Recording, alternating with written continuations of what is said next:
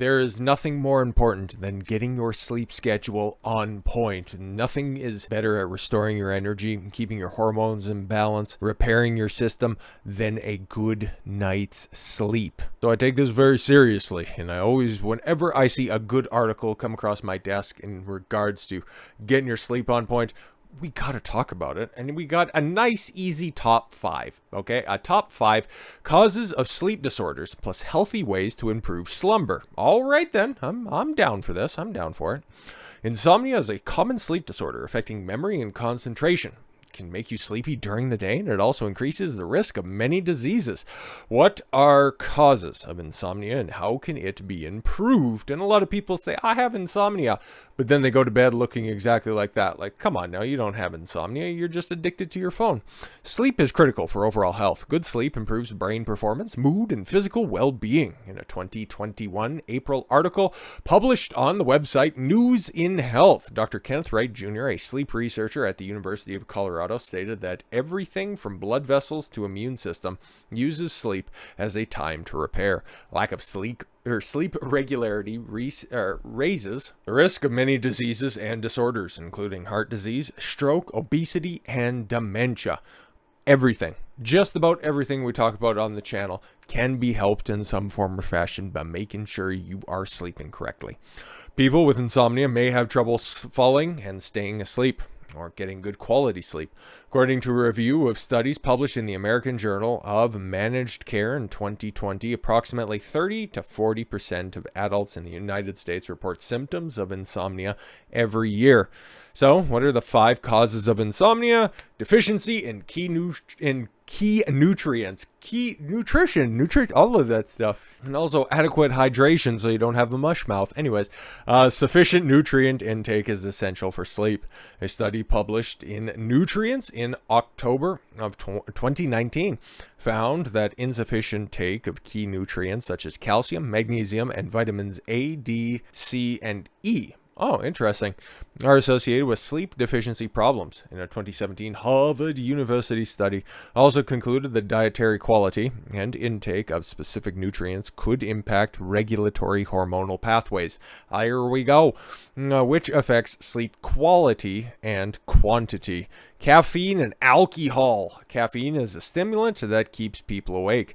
And the mean half-life of caffeine in the plasma of healthy individuals is about 5 hours. Interesting. So you will continue to feel a buzz 5 hours after the last instance of caffeine consumption. Interesting. Therefore, the body should slow to eliminate caffeine, and people should refrain from drinking coffee, tea, Coke, not that type. That'll keep you up as well, but popular soda pops and other common caffeinated beverages in the afternoon and evening. Yeah, within 5 hours of sleep. Study by Johns Hopkins Hospital stated that healthy people who drink alcohol fall asleep more quickly and sleep more deeply. Interesting. However, when the alcohol wears off, it can wake people up during a very significant and restorative stages of sleep.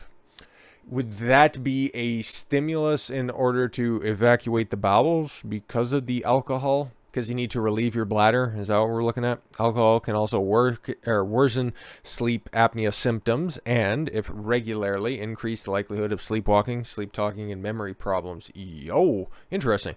Digestive problems. Eating spicy food can cause heartburn, impacting people's sleep.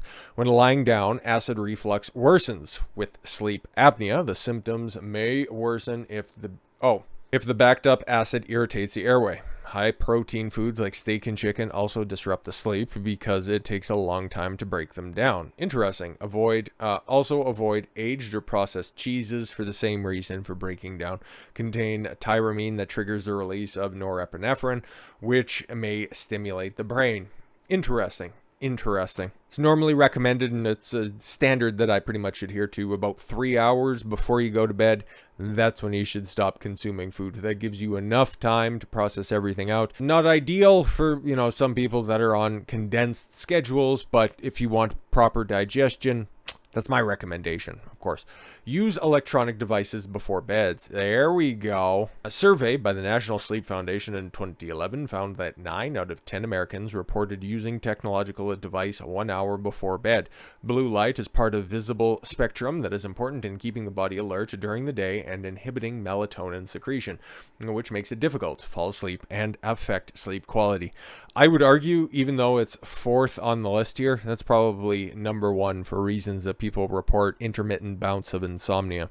And finally, number 5, evening exercise before bed. I used to go to the gym right after, actually, when I first started training, it was right after school, and then it shifted to about 5 o'clock to about 6 o'clock in the evening. I have since moved it to first thing in the morning. That's what I find most benefit from exercise and something that I can look forward to every morning. But I know some people don't have discipline. They don't want to wake up early in the morning. Oh, it's tough to do that. Yeah, just shut up and do it. A study published in the journal Sports Medicine in 2019 showed that people who engaged in vigorous exercise 1 hour before bedtime took longer to fall asleep and had poorer quality of sleep. Yeah, because your body's trying to, process the different trauma if you're actually going hard, trying to rest and repair, and chances are after a rigorous activity, you're going to be consuming some food, so tack digestive problems onto that. And strenuous exercise right before bed, it might knock you out, but that's normally about an hour and change afterwards. So I would say if you like training in the evening, plan it so it's about 2 to 3 hours before bed. So what can you do to fix all this stuff? Because he said that he also had solutions. Replenish nutrients essential for sleep. All right. Calcium supports bone health and relieves stress, relaxes emotions, and maintains normal nerve conduction functions. Cheng Hisenai. That doesn't look like a real name. Or he's the first in the brave line of sins. All right. A nutritionist from the Formosa Cancer Foundation in Taiwan wrote an article published in the Health Promotion Administration, Ministry of Health and Welfare's website, stating the chronic lack of calcium can affect neurotransmission and make it impossible to relax emotionally and make people feel agitated and irritated. She suggests that people who have trouble sleeping can take more calcium-rich foods such as fresh milk, cheese, dried fish, and seaweed to get enough calcium. This will also allow people to fully relax and stabilize their emotions during sleep, which in turn improves physical and mental fatigue. Interesting. Haven't heard that one before, but it's food for thought and actual food before bed. Magnesium stabilizes the brain and nervous system. Shout out magnesium, man. Always recommend it. Whenever you're deficient in something, chances are you're not having enough magnesium. If you're exhibiting some symptoms, some adverse reactions to literally anything, magnesium's a good starting off point. It's pretty much a good fixer-upper mineral. Just saying. When the body does not get enough magnesium, it will interfere with the balance and integrity of the nerves, making people nervous or irritable. It can cause severe magnesium deficiency. It will also affect people's appetite and even cause lethargy. Familiar food sources for magnesium supplementation includes bananas and just supplement.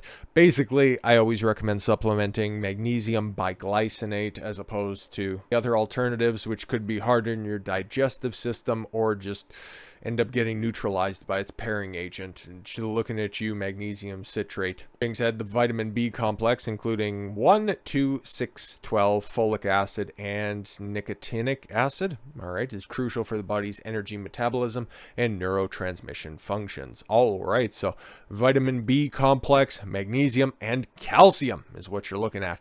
Develop a sleep routine. Yeah, go to bed at the same time every night, regardless of weekends, and wake up at about the same time. Because then your body starts to get into a rhythm. How about that? Some may think that they can catch up on sleep on the weekends, that they don't get enough sleep during the week. Yeah, you end up throwing off your circadian rhythms. That doesn't work. Exercise daily, of course, just not before bed. NIH also recommends, why do we want to listen to those folks? That's people who need help sleeping, do some exercise every day, but not too close to bedtime. In addition, they suggest that people try to get natural sunlight for at least 30 minutes a day.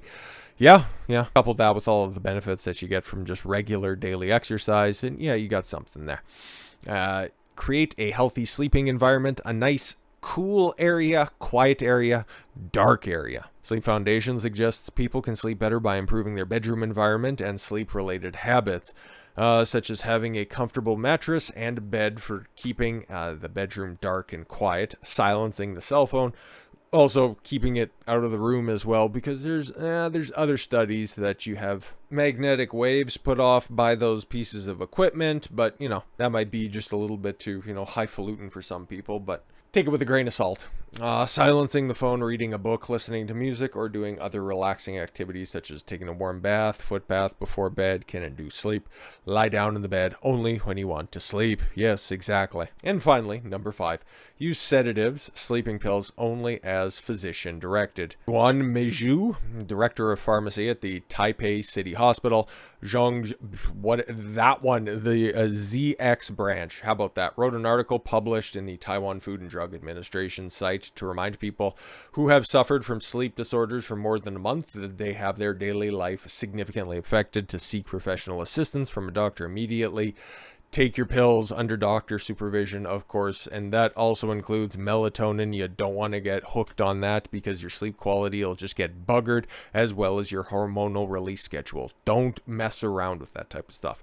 Guan said sleeping pills are one treatment method to reduce sleep disorders. However, to effectively manage sleep disorders, the patient must still regulate their lifestyle habits, adjust their biological clock, reduce caffeine consumption, eat a good diet, digest everything appropriately, and just get outside and exercise so that you're actually tired when you go to lie down at the end of the day. So there is 5 reasons that you might have sleep problems, and then 5 easy solutions. And guess what? It always seems to come around to live a balanced, healthy life.